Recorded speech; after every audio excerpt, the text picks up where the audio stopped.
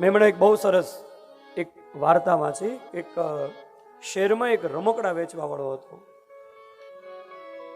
અને રમકડા વેચતા વેચતા પોતાના કાર્યમાં એવો કુશળ કે ધીમે ધીમે ધીમે ધીમે ધીમે રમકડાની મોટી ફેક્ટરી બનાવી અને મોટો શેઠ બની ગયો. અને એમાં એનો મૃત્યુ સમય નજીક આવ્યો એટલે એણે વકીલને બોલાવીને પોતાનું વ્હીલ બનાવ્યું. અને વ્હીલમાં એવી વ્યવસ્થા કરી કે એક બાજુ શેઠે પોતાના જીવનની બધી સંપત્તિ રાખી અને એક બાજુ પોતાના જીવનનો બધો અનુભવ રાખ્યો. અને એવું લખ્યું વ્હીલમાં કે મારા મૃત્યુ પછી જો મારો પુત્ર આ સંપત્તિ અને મારી અનુભવની ડાયરી એ બે એની સામે મૂકવામાં આવે અને જો એ અનુભવની ડાયરી પસંદ કરે તો મેં કમાયેલી બધી સંપત્તિને કોઈ સારી ચેરિટીમાં ટ્રસ્ટમાં વાપરી દેવી, અને જો એ સંપત્તિ પસંદ કરે તો મારી અનુભવની ડાયરી દરિયામાં ફેંકી દેવી. આવું વ્હીલમાં લખેલું. નગર શેઠનું મૃત્યુ થઈ ગયું. છોકરાની પાસે વકીલ આવ્યા અને એનું કહ્યું કે તમારા પિતાજીએ વ્હીલ બનાવ્યું છે અને વ્હીલની અંદર બે વાત છે. એક તો તમારા પિતાના અનુભવની ડાયરી છે અને બીજું એને 70 વર્ષ દરમિયાન જે સંપત્તિ એકત્રિત કરી છે સંપત્તિ છે.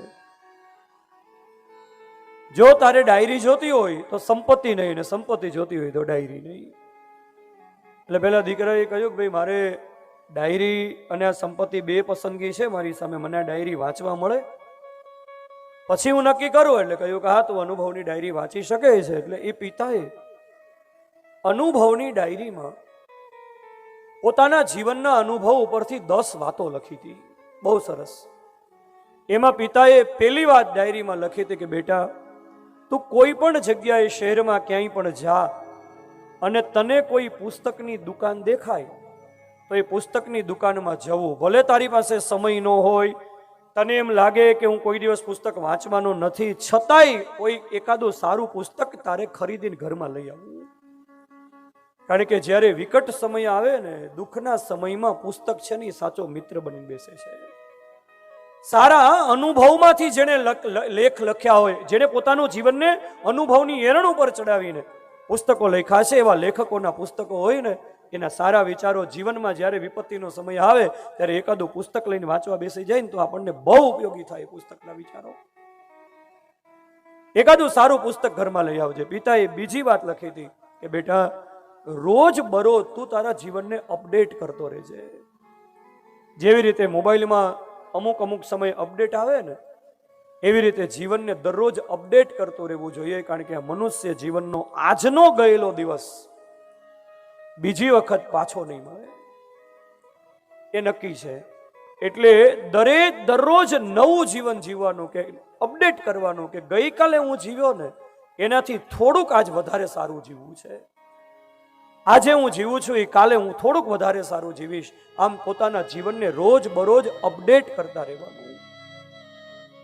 પિતાએ અનુભવ ઉપરથી ત્રીજી વાત લખી હતી કે તું તારા દિવસનો સૌથી વધુ સમય જ્યાં વિતાવતો હો એ જગ્યાએ સામે દિવાલ ઉપર તારી નજર વારંવાર જે જગ્યાએ પડતી હોય એ જગ્યાએ એકાદું સારું સૂત્ર લખી રાખજે, કે જે સૂત્રને વાંચતા વાંચતા તને વારંવાર એ સૂત્ર દ્વારા પ્રેરણા મળતી રહે. કેવા સરસ સૂત્રો આપણા અનુભવી મહાપુરુષોના, રામસુખદાસજી મહારાજના સૂત્રો ગીતા પ્રેસ ગોરખપુરના સરસ સ્ટીકરો મળતા. સાવધાન સમય જા રહા હૈ. એક જ સૂત્ર વારંવાર વાંચ્યા કરીએ તો આપણને બોધ થયા કરે સમય વીતી રહ્યો છે. અથવા તો કોઈ મહાપુરુષનું ચિત્ર તારી સામે દિવાલ સામે રાખજે, જે તને સતત પ્રેરણા કરતું રહે, સતત પ્રેરિત કરતું રહે. પિતાએ ચોથી વાત અનુભવ ઉપરથી લખી હતી કે જીવનમાં જ્યારે પણ તને નવું શીખવાનો મોકો મળે તે દિવસે મારી પાસે ટાઈમ નથી એમ વિચારીને કોઈ દિવસ બહાનાબાજી કરતો નહીં. નવું શીખવાની તક મળે ત્યારે બધુંય કામ પડતું મૂકીને નવું શીખવા જજે. તારા જીવનમાં નવું શીખતો રહેજે. પિતાએ પાંચમી વાત લખી હતી કે તારી પાસે કોઈ પણ કામ આવે, તારા ક્ષેત્રનું ગમે તે કામ, નાનામાં નાનું કામ આવે તો એ કામને કોઈ દિવસ નાનું સમજતો નહીં, અને જે કામ તું કર ને એ કામ પૂરું કરવા માટે ન કરતો, એ કામને ઉત્તમતા સાધવા માટે. કે પિતાએ પોતાના અનુભવ ઉપરથી જે વાતો લખી હતી એમાં પિતાએ લખ્યું હતું કે ભાઈ તું જે કંઈ કામ કર એ કામ પૂરું કરવા માટે કામ નહીં કરવાનું, એ કામની ઉત્તમતા સાધવા માટે કામ કરવાનું, કે આ કામ શ્રેષ્ઠમાં શ્રેષ્ઠ રીતે, ઉત્તમમાં ઉત્તમ રીતે કઈ રીતે થઈ શકે. કામ આવ્યું છે તો હવે કામ પતાવી દો એમ નહીં. નાનામાં નાનું કામ હોય તો એ ભલે ને, પણ શ્રેષ્ઠતા એની સિદ્ધ થાય કે આ કામ ઉત્તમમાં ઉત્તમ 100% એ કામને આપી દેવાના. પિતાએ અનુભવ ઉપરથી 7મી વાત લખી હતી કે બેટા, તું જ્યારે તારા જીવનમાં આવા બધા ગુણો લાવીશ ને, એટલે સમાજમાં તારી વાહવા થવા મળશે, છાપામાં તારા નામ આવવા લાગશે, પણ એને તું તારા જીવનની સફળતા ન માનતો. પણ પ્રામાણિકતાની વાત આવે, નીતિની વાત આવે, ઈમાનદારીની વાત આવે, ભક્તિની વાત આવે, ઉદારતાની વાત આવે, ત્યારે સમાજ વાહવા કરે એને તારું સર્ટિફિકેટ ન માનતો, પણ તારો પરિવાર અને તારા સંતાનો એમ કે મારા પિતા જેવું કોઈ પ્રામાણિક નહીં, એના જેવી કોઈની ઈમાનદારી નહીં, એના જેવી કોઈની નીતિમત્તા નહીં, એ તારા જીવનની સાચી સફળતા છે. પિતાએ અનુભવ ઉપરથી ડાયરીમાં 8મી વાત લખી હતી, પોતાની આજીવિકા ચલાવવા માટે નાનામાં નાનું કામ કરતો વ્યક્તિ હોય તો એનું તું સન્માન કરજે. કારણ કે પુરુષાર્થ કરવા વાળો માણસ કોઈ દિવસ નાનો હોતો જ નથી.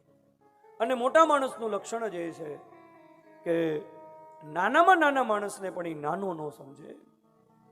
મોટા માણસની મોટાઈ જ એ છે કે એ કોઈ દિવસ કોઈને નાનો ન સમજે, બધાને મોટાઈ જ આપે. અને મેં જોયું છે, મારા અનુભવ પરથી હું તમને કહું કે સમાજ જેને બહુ મોટો માનતો હોય અને જેની પાસે જવામાં નાના માણસોને સંકોચ થતો હોય અને નાના માણસો સાથે સરખી રીતે વાતય ન કરતો હોય ને સમજી લેવાનું આ બહારથી બહુ મોટો દેખાય છે, પણ અંદરથી આ બહુ નાનો છે.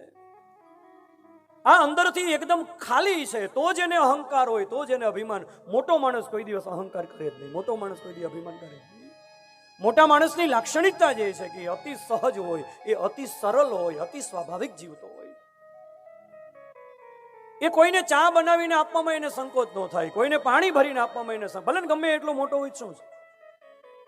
મોટા માણસ એ કોઈ દિવસ અહંકાર ન કરે, અભિમાન કરતો એટલે સમજી લેવાનું કે બહારથી બહુ મોટો દેખાવાનો પ્રયત્ન કરે છે, એટલે એનો અર્થ એ થયો કે અંદરથી આ બહુ નીચો છે, બહુ નાનું છે.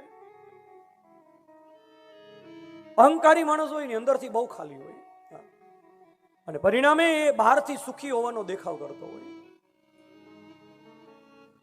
જીવનમાં કોઈ પણ પુરુષાર્થી જ્યારે કામ કરતો હોય ત્યારે એને કોઈ દિવસ નાનો ન સમજવો. પિતાજીએ પોતાના અનુભવ ઉપરથી 9મી વાત લખી હતી કે બેટા, તારા જીવનની અંદર કોઈની સાથે ક્યારેક કોઈ પરિસ્થિતિ એવી ઊભી થાય ને તને કોઈની સાથે મનમોટાવ થઈ જાય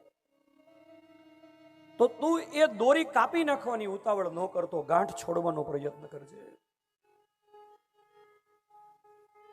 અને એ ગ્રંથિ ખોલવાની શરૂઆત તારા તરફથી કરજે.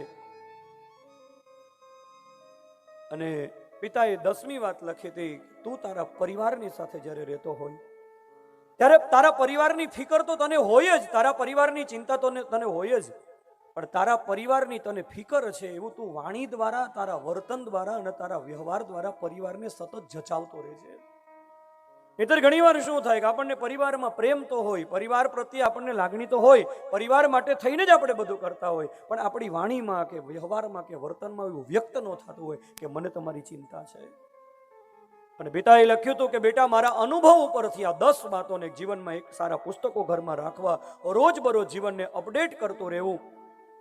તારા જીવનમાં સૌથી વધુ સમય જ્યાં વિતાવતો હોય તે સારું સૂત્ર લખી રાખવું. જીવનમાં નવું શીખવાનો મોકો મળે ત્યારે તરત દોડીને જવું. કોઈ પણ કામ સામે આવે તો એનું શ્રેષ્ઠતા માટે થઈને એની ઉત્તમતા સાધવા માટે કામ કરવું. જીવનમાં વાહવા થવા લાગે ત્યારે તારો પરિવાર શું કહે છે એ જોવું. પોતાની આજીવિકા ચલાવવા માટે કોઈ પણ નાનામાં નાનો માણસ કામ કરતો હોય એને નાનો ન સમજવો. જેની સાથે મનમોટાવ થઈ જાય એને તારા તરફથી તું સમાધાન કરજે. અને બીજું, તારા પરિવારને સતત તું જચાવતો રહેજે. તમારી મને ફિકર છે, આવી રીતે તું જીવન જીવીશ ને તો મેં જે પૈસા ભેગા કર્યા ને બેટા, એ પૈસામાં મારે 70 વર્ષ લાગ્યા, તું 7 વર્ષમાં એ પૈસા ભેગા કરી લઈશ. પણ તારી પાસે જો કાંઈ ગુણો નહીં હોય ને પૈસા ગમે એટલા ભેગા કરી લઈશ ને તો એ પૈસા તારા માટે કાંઈ કામના નથી. અને ત્યારે દીકરાએ પેલા વકીલને કીધું કે મારે મારા પિતાની સંપત્તિ નથી જોતી, મારે મારા પિતાનો અનુભવ જોઈએ છે.